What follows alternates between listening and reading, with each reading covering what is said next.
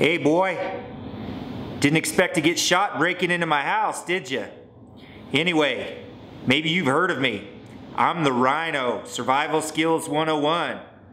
You know, after the police come and haul your sorry ass away to the hospital, I'm gonna do a video on how to use a tactical flashlight. Hope you have a nice day. Before we get started, I am going to do a review on the Thru-Night Archer 2A V2. That's kind of long, but this is a really quality flashlight. You know, Thru-Night is a Chinese company that obviously manufactures flashlights. They contacted me and said, hey, would you do a review on this? I said, sure. Wasn't really expecting an awful lot. When it came, I gotta tell you, I was pleasantly surprised with what I got. This is a very solid flashlight. It fits nicely in your hand. It's a little longer than I care to have my flashlights. However, if you're gonna use this for a self-defense tool, it fits nicely in your hand. So that's really cool. The activator is on the back. We're a tactical flashlight right here. It also has 5 different settings, and the first one is Firefly, and it goes all the way up to super bright, and then it'll do a strobe too. So when I hit the activator, this light comes on. That's obviously bright. I'll just go through and show you the range of light. Now if I wanted to make it strobe, all I do is I press that button, you hold it down, and it'll start strobing. To turn it off, I'll press it again. The activator won't activate strobe, but it'll remember the other setting that you had. So if you had it on, say, a Firefly or a super high or the highest setting, when you hit the activator, it would turn on. I kind of think that's pretty cool. The batteries in the back here, it unscrews off. It takes 2 AA batteries, which I like. You know, there's a lot of times I had flashlights that take some weird batteries. I just like them standard that way. It's supposed to run on a battery of, I think it was like 620 hours on Firefly on the lowest setting. So you should get some good distance out of those batteries as well. I really like I guess the edges, the bevel, or I think that's what you call it. I really like how it's tactically jagged right here, and they will tell you that this is used to break car windows or something like this. Well, I assure you that it's for breaking heads. Instead, you're jamming this into somebody's head, and I really like that. As far as the brightness goes, I want to go back to the brightness on those lights, man. That strobe, I thought, oh, I'll check this out and see if it's bright. And I hit it on strobe, and I saw dots on my vision for an hour afterwards. They didn't go away. This flashlight has 450 lumens of power. That's pretty good. I guarantee you, this sucker will blind somebody. Also, it's got a detachable clip on here. You can take it on and off. Overall, the only criticism that I really have about this flashlight, because I thought about, really just about the strobe maybe would be a criticism, but one of the main criticisms is I can't activate this with my palm if I wanted to hold it in my hand like this, because this gets in the road. So that was really a negative for me. However, it's one small negative and a bunch of positives. The price on this is $45. Holy moly, if you want a really inexpensive, awesome flashlight that's supposed to last 20 years, that's what they said. I think Thru-Night Archer 2A, pretty decent flashlight, and I'm really glad they sent this to me. So what I'm going to do is see if they'll send me some more, because really kind of liking these flashlights. If you carry a concealed weapon, I highly urge you to get yourself a tactical flashlight. You know, in a 24-hour period, 12 hours out of that day is going to be at night. And you know what? Believe it or not, lots of attacks happen at night where you're going to need some kind of light. So if you carry a concealed weapon, have a tactical flashlight as well. If you live in a country that doesn't allow guns, or you don't believe in guns, or whatever, still get yourself a tactical flashlight. First of all, you're able to see. You're able to use this thing and be able to find what you're looking for. Secondly, you can use this as a blunt force weapon as well. Shine it in their eyes, bust them in the head. Most tactical flashlights now have beveled edges on it, and I'm going to tell you this, it hurts when you stab somebody. So having a tactical flashlight, you can bring it on a plane, you can carry it around with you, it'll be no problem. A very fine instrument for self-defense. If you do carry a firearm and you have your weapon, you're going to need to know how to use it. So Rhino, what are some of the ways that I can use my tactical flashlight? Well, I'm going to show you a few of them, and this is not exhaustive by any means, but it's some of the things that I picked up along the way. Before I go any farther though, I want to tell you that the Rhino used to be a primary use of force instructor at his local police academy, and he taught firearms. I taught flashlight techniques and how to shoot to law enforcement for numerous years. I also worked at I worked 2 years at a large firearms training facility in Las Vegas, Nevada as well, teaching people these techniques. So please listen to me because I'm going to tune you up on how to use your tactical flashlight. Let's get going.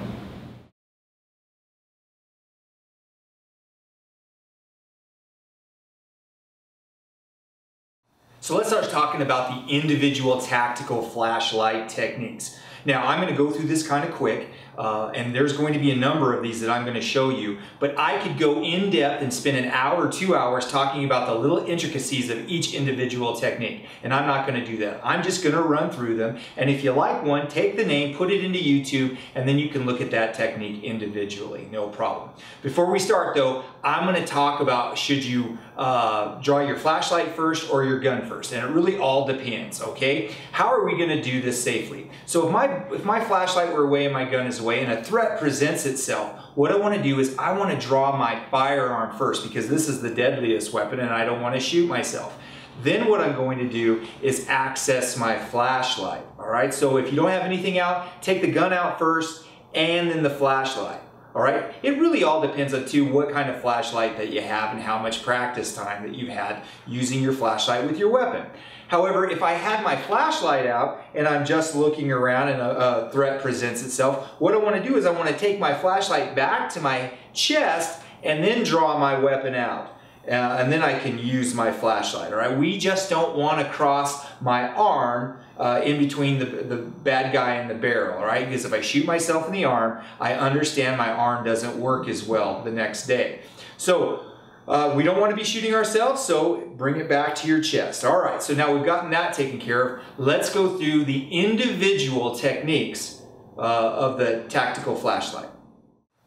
The first 3 tactical flashlight positions that I'm going to show you work really well in controlling muzzle flip and recoil of your weapon, all right? Because you're able to get both hands on your weapon, and that's why a lot of people like that. So the first thing I'm going to do is I'm going to show you the Ayoob technique, all right? The Ayoob technique looks like this. I have my flashlight, I put it in my hand just like this, and what I want to do is I want to slap it against the frame of my weapon. So it looks just like this right here, all right? So I have my weapon, I have my hand on my weapon, bring it right here, right against the side, and that's where I'm going to keep it, okay? So it looks like this as I'm moving, all right? That's the Ayoob technique.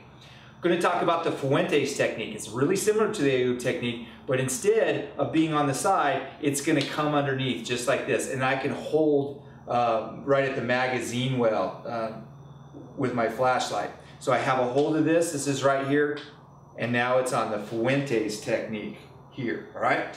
Now, the last one I'm going to show is called the Rogers technique or the Surefire technique. But if it's the Surefire technique, it requires a Surefire or something like that that has a grommet. And I'm going to show that flashlight here in just a second.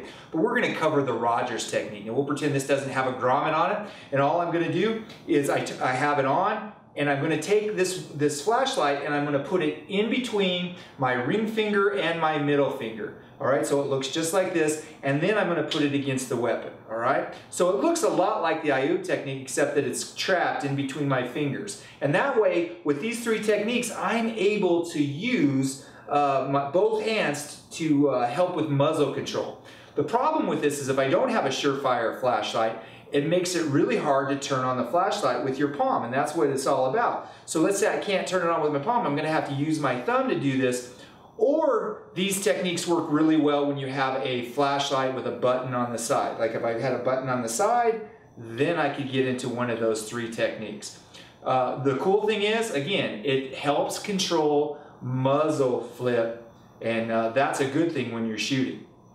The rest of the techniques that I'm going to show, I would say, are kind of one-handed shooting techniques, all right? Meaning that I'm going to be shooting and controlling muzzle flip with my one hand. The next one I'm going to show is the Harries technique. Now this is the best out of those three for at least having some kind of muzzle control, but I just don't think as good as the first three. Now I'm going to be holding my flashlight like an ice pick. The other way I was holding it like this. Now I'm going to hold it like an ice pick. And what I want to do is my gun is out, I'm going to take my flashlight and it's going to come up on the other side of my hand, and the backs of my hands are going to put immense pressure on one another. So I'm going to put pressure right here, and my elbow is going to flare down. A lot of people think that the Harries technique looks like a shelf, and that's not true. We want to take our elbow down so we can create this pressure. It should kind of hurt right on your shoulder a bit. All right, so I'm like this, scanning, and then I want to move. All right, keeping it there. That's called the Harries technique. One of the tough things about the Harries technique is you don't want to go in front of the muzzle, and you got to be able to come underneath. It doesn't control recoil as good as the other ones, but at least it's something right here. So the back of your palms, all right? Lots of people use the Harries technique. Now the next one I'm going to show is the FBI technique. The FBI technique was obviously invented by the FBI back in the 1950s with the theory that if you have a light on, the bad guy's probably going to shoot at the light. So what you need to understand is if I have my light out here, he is going to shoot over here and not at me. I think that's a pretty good reasoning thought pattern. So I use the FBI technique a lot. There's also the modified FBI technique, which I could be up here with it, all right? And I could be over here. So modified is anything here, but the regular FBI technique was out about almost at arm's length away from you. Now the next one that I'm going to show is the neck index technique. The neck index technique, what it does is I index it right here on my neck. The cool thing about this is when I turn it on, wherever I look, I'm shining my light on somebody. The downside is if the bad guy's going to be shooting at you, your face is right in the line of fire. So while this is good, you really need to be moving when you turn it on and you scan and then you take a step. You need to be moving. One of the cool things that I like to do is do the neck index with the modified FBI. So what I'm saying is this: if a threat poses itself, I have my neck index here, and the threat poses itself, what I want to do is I'm going to just simply step away from my hand and bring my gun up, all right? So that I'm not moving the light, I'm moving myself, and I get it out of the way. Because if he's going to shoot at my light, he's going to shoot exactly where I was. So again, I'm at the neck index technique, my gun comes up, I see a threat, I can always move right for the FBI technique. All right, so we have the neck index, the FBI technique, and modified FBI technique. We have the Ayoob, which is where you're here against, right against the side of your weapon. The Fuentes that comes underneath. Then we have the Rogers technique, that in the middle of your ring finger and your middle finger, and then the Harries technique, just like that.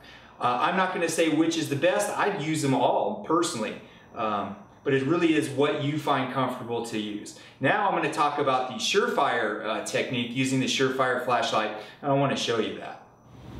I just want to cover the Surefire flashlight. This is my Surefire flashlight. I've had this for about 10 years.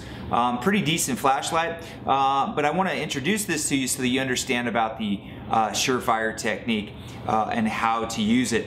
As you can see, the activator on this flashlight is up at the top. It has nothing protruding out to stop me from pushing it, and that way I can use my palm to be able to activate this flashlight. It has a grommet right here that you can put in between your ring and middle finger, and that way you can push it with the palm of your hand and activate that light. The cool thing is now I can use two hands on my weapon and still have access to my light source if I need to. Not a very bad idea, not a bad idea at all. And this thing has served me well. As you can see, it's gone through I guess hell, and it's been great. So just showing this to you so you understand the concept of the Surefire technique and what you need to be able to do that with your flashlight. All right, now that I've shown you up close the Surefire tactical flashlight, and you can see that the grommet right here, it's going to fit again right in between my ring finger and my middle finger, all right? Just like the Rogers technique. The cool thing is there's a button that's protruding out there, and I'm going to be able to press that, all right? So it looks like this. What this does is this gives a really good control of turning on and off that flashlight using it with my palm. However, I have muzzle control right here, all right? So look, I can turn this on just like that and use it just like the Rogers technique. Very good flashlight for that protruding knob, and you can just punch it out and hold it. Now the last one besides the Surefire technique is the one called the Graham technique, and it's used with the Surefire flashlight. The Graham technique, basically what you're going to do is instead of holding it just like this right to the side, you are going to come and it's going to go in front of your firing side hand right here. So it's just going to be here right on the hand itself, and all I'm going to do is I'm going to use this knuckle right here to turn on that light. So it's going to come from underneath and I turn on that light. A lot of people like the Graham technique using the Surefire, or you have the standard Surefire technique with this. These are great flashlights, and so if you like the Surefire technique, you know, pick one up and makes it easy. You can also take an existing flashlight, I don't know, put a little grommet around it, put some tape around it or something like that. So you don't necessarily have to have a Surefire flashlight, except they're the ones that really did the work on this to make it ergonomically helpful when you're wanting to grab your weapon. I'd like to cover one more thing, not necessarily about the Thru-Night flashlight, but about the tactical application of having a standalone flashlight as opposed to having a firearm mounted flashlight on your rail of your handgun. I am totally opposed to having mounted flashlights on your firearm. The reason is because if you need to search for something and you're pointing, you turn on your light and you're pointing your weapon and moving it around, everything you point at, you're muzzling with your barrel. And I don't like that at all. I don't think that's a great idea. Plus, the bad guy will know exactly where you're at because you can't. You have your handgun in your hand. You're not going to like do a different you know, flashlight technique that you use a standalone flashlight when you have one on the rail. It just makes it very, very difficult. So basically, what you are is a bullet sponge. So I want to say this, and if you are going to have a tactical flashlight on your gun, on your rail, then have a standalone one as well for searching and doing other things. Just for the record, I do not support gun-mounted flashlights. I don't like them, and all you have to do is shine your light on somebody, accidentally pull the trigger, which has happened in numerous cases with law enforcement. It's out there. All you got to do is research it. Not a good idea.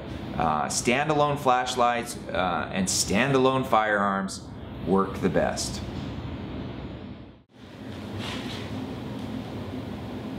Hey, hang in there. Hey, I hear the police coming.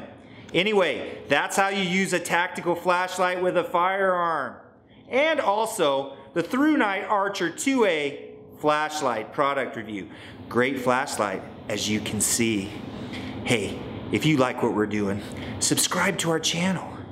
Give us a like. Share us with your friends. For Survival Skills 101, I'm your buddy, the Rhino.